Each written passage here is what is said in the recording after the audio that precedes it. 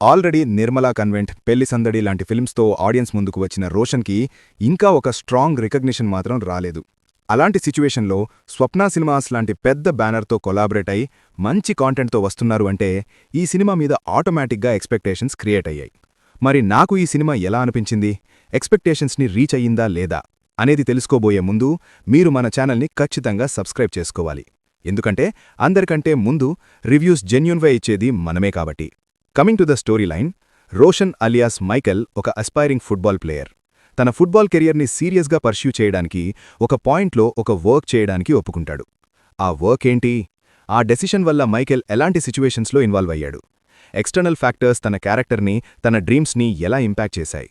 ఈ జర్నీలో Michael face చేసే స్ట్రగల్స్, చాయిసెస్ అండ్ కాన్సిక్వెన్సెస్ అనేవి ఈ cinema main plot. Coming to the positives, first concept. Real life బ్యాక్డ్రాప్ని బేస్ చేసుకుని ఫిక్షనల్ క్యారెక్టర్ చుట్టూ ఒక స్టోరీ బిల్డ్ చేయడం బాగా అనిపించింది. ఐడియా లెవెల్లో కాన్సెప్ట్ స్ట్రాంగ్గా ఉంది. Music by Mickey J Meyer is a big plus. Background score చాలా ఎఫెక్టివ్గా ఉంది. ఎస్పెషల్లీ గిరగిర సాంగ్ బిగ్ స్క్రీన్ మీద విజువల్లీ అండ్ ఎమోషనల్లీ బాగా ఎలివేటాలింది. ప్రొడక్షన్ వాల్యూస్ గురించి చెప్పాలంటే స్వప్న సినిమాస్ నుండి ఎక్స్పెక్టెడ్ లెవెల్ క్వాలిటీ కనిపిస్తోంది.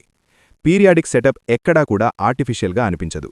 సెట్స్, లొకేషన్స్, కాస్ట్యూమ్స్ అన్నీ పీరియడ్కి తగ్గట్టు ప్రాపర్ కేర్ తీసుకున్నారు. పర్ఫార్మెన్సెస్ విషయానికొస్తే Roshan looks very handsome and ఈ సినిమాలో తన పర్ఫార్మెన్స్ ప్రీవియస్ ఫిల్మ్స్ కన్నా బెటర్గా ఉంది. యాక్టింగ్లో మెచ్యూరిటీ క్లియర్గా కనిపిస్తోంది. అనస్వర రాజన్ టాలీవుడ్ డెబ్యూ అయినా కూడా చాలా ఈస్తో తన క్యారెక్టర్ని హ్యాండిల్ చేసింది. న్యాచురల్ స్క్రీన్ ప్రెజెన్స్తో క్యారెక్టర్కి జస్టిస్ చేసింది. నెగిటివ్స్లోకి వెళ్లే ముందు, ఇన్ని డేస్ జస్ట్ రివ్యూస్కే స్టిక్ అయిన మన మూవీస్ ఫర్ యూ ఇప్పుడు పాడ్కాస్ట్లోకి ఎంటర్ అవుతోంది. ఈ వీకెండే మన ఫస్ట్ పాడ్కాస్ట్ లాంచ్. ఈ ఛానల్లో కాదు, మూవీస్ ఫర్ యూ మ్యాక్స్ ఛానల్లో. కామెంట్స్లో ఛానల్ లింక్ ఇస్తా, సబ్స్క్రైబ్ చేసుకుని నోటిఫికేషన్స్ ఆన్ చేసి పెట్టుకోండి. Coming to the negatives, story and screen play biggest drawback. ఇనీషియల్గా స్టోరీ ఇంట్రెస్టింగ్ డైరెక్షన్లో వెళ్తుంది అనిపించినా సినిమా అక్కడే స్టక్ అయిపోతుంది. ప్రోగ్రెషన్ చాలా స్లోగా అనిపిస్తుంది. ఇంటర్వెల్లో కూడా ఎక్స్పెక్టెడ్ ఇంపాక్ట్ క్రియేట్ చేయగలిగే సీన్ పడలేదు. సెకండ్ హాఫ్లో అయితే సినిమా ఆల్మోస్ట్ ఫ్లాట్గా నడుస్తుంది. టెన్షన్ ఆర్ మొమెంటం ప్రాపర్గా బిల్డ్ అవ్వదు. డ్రామా అండ్ ఎమోషనల్ ఇంపాక్ట్ కూడా చాలా వీక్గా ఉన్నాయి. సినిమా మొత్తం డ్రామా బేస్ చేసుకుని రాసుకున్నారు, కానీ ఆ డ్రామా స్ట్రాంగ్గా రీచ్ అవ్వదు. అవుట్లైన్ బాగున్నా సీన్స్లో రిక్వైర్డ్ ఇంటెన్సిటీ మిస్ అయింది. క్లైమాక్స్లో రెవల్యూషనరీ మొమెంట్స్ ఉన్నా కూడా ఆ హైస్ని ఎమోషనల్గా ఫీల్ అవ్వలేం. అండ్ వీళ్ళు ఏదైతే ఈ సినిమా మేజర్ హైలైట్ అని భారీగా ప్రమోట్ చేసుకున్నారో అది సినిమాలో ఇన్డెప్త్గా ఉండదు.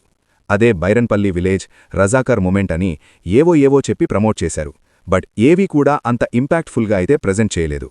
లవ్ స్టోరీ ట్రాక్కి కూడా అదే ప్రాబ్లం. హీరో హీరోయిన్ మధ్య స్ట్రాంగ్ ఎమోషనల్ సీన్స్ లేకపోవడం వల్ల వాళ్ళ రిలేషన్షిప్తో కనెక్ట్ అవ్వడం కష్టమైపోతుంది. And the final verdict is champion is an average film.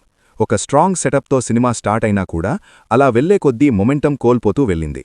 టెక్నికల్గా అన్నీ బాగున్నాయి, but writing and screen play issues వల్ల ఒక ఫర్గెటబుల్ ఫిల్మ్గా మిగిలిపోయింది. ఓకే గాయ్స్, ఈ క్రిస్మస్కి రిలీజ్ అయిన అన్ని మూవీస్కి రివ్యూస్ ఇచ్చేశాము. సో ఇంకా ఏ సినిమాకి వెళ్లాలో మీరే డిసైడ్ అయ్యి కామెంట్స్లో చెప్పండి. మళ్ళీ పాడ్కాస్ట్తో వీకెండ్కి కలుద్దాం. Until then, signing off team movies for you.